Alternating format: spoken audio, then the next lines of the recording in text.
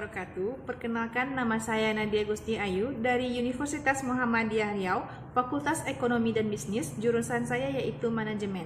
Kali ini saya akan menyampaikan secara singkat beberapa materi yang telah saya dapatkan di semester 3 ini. Materi yang pertama yang akan saya sampaikan yaitu tentang urgensi pendidikan kewarganegaraan.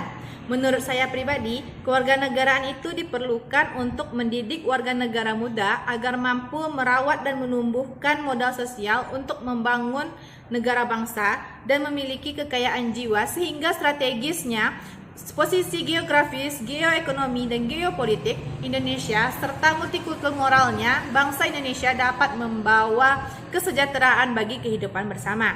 Pendidikan kewarganegaraan ini telah ada dan tumbuh di setiap warga negara Indonesia dahulu kala hingga sekarang dan seterusnya. Selanjutnya yaitu inti kajian identitas nasional. Tumbuh dan disepakatinya beberapa identitas nasional Indonesia itu sesungguhnya telah diawali dengan adanya kesadaran politik bangsa Indonesia sebelum bernegara.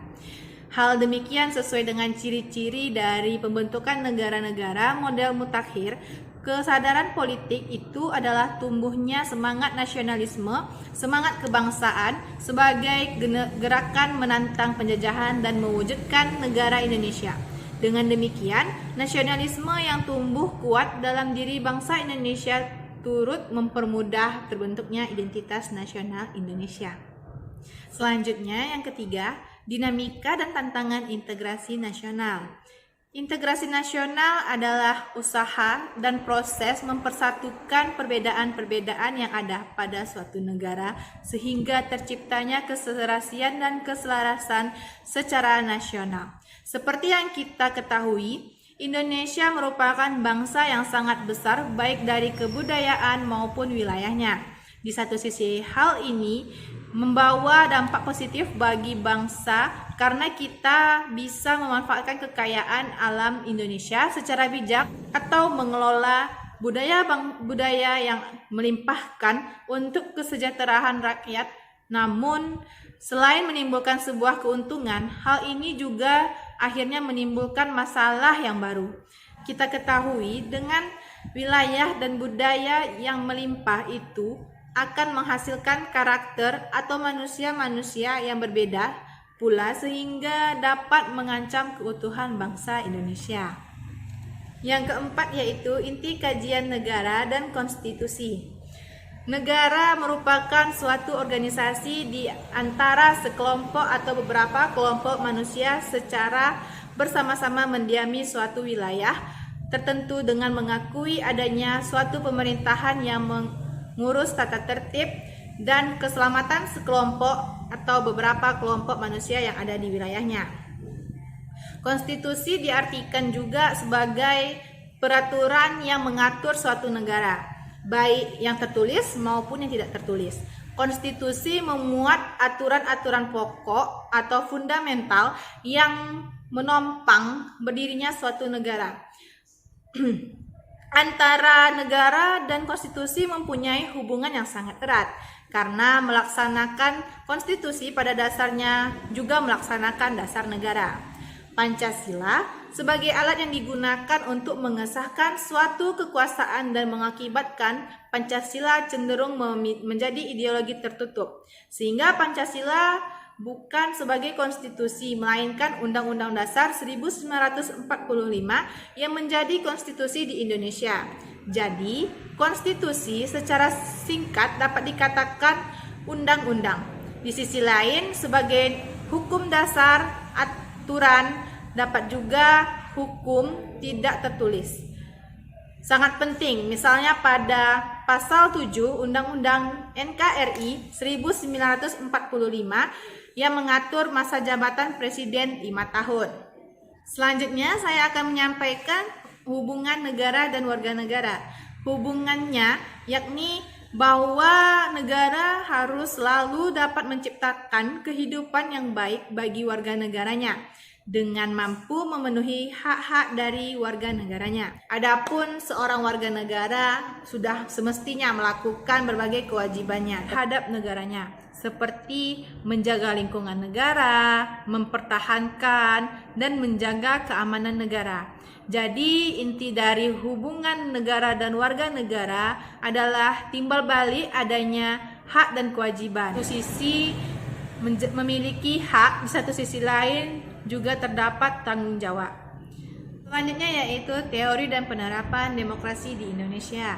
Demokrasi berasal dari kata demos dan krotos. Demos yaitu rakyat, sedangkan krotos yaitu kekuasaan. Menurut Kamus Bahasa Indonesia, demokrasi adalah gagasan atau pandangan yang mengutamakan persamaan hak dan kewajiban serta perlakuan yang sama bagi semua warga negara.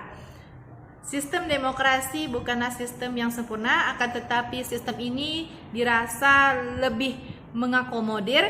Memang benar, jika demokrasi akan lebih kokoh jika warga negaranya sudah mapan secara ekonomi dan akademik.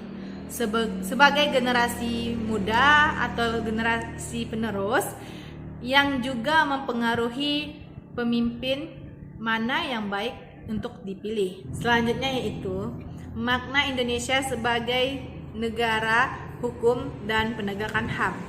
Negara hukum itu adalah negara yang berdasarkan pada kedaulatan hukum. Segala tindakan penguasaan selalu dapat dipertanggungjawabkan secara hukum dan segala tindakan negara dibatasi hukum. Hak asasi manusia adalah hak hukum yang dimiliki setiap orang sebagai manusia dan berbagai universal, serta tidak memandang apakah orang tersebut kaya ataupun miskin, atau laki-laki maupun perempuan. HAM juga berarti hak-hak yang dimiliki manusia semata-mata karena manusia. HAM diatur oleh Undang-Undang HAM Nomor 39 Tahun 1999. Negara hukum dan HAM tidak bisa dipisahkan. Pada dasarnya, kedua konsep itu mengarahkan dirinya pada satu sasaran yang utama, yaitu pengakuan dan perlindungan terhadap hak-hak asasi manusia. Meskipun dengan sasaran yang sama, keduanya tetap berjalan dengan sistem sendiri, yaitu sistem hukum sendiri. Penerapan negara hukum dalam prakteknya selalu berbarengan dengan jaminan dan perlindungan terhadap hak asasi manusia dari setiap warga negara. Bahwa negara hukum juga sebagai dasar untuk mencapai keadilan dan perlindungan HAM akan semakin tegak jika hukum telah terlaksana dengan baik. Selanjutnya yaitu pesan inti sebagai generasi muda dalam melihat gap antara kajian, teori, dan realita di lapangan.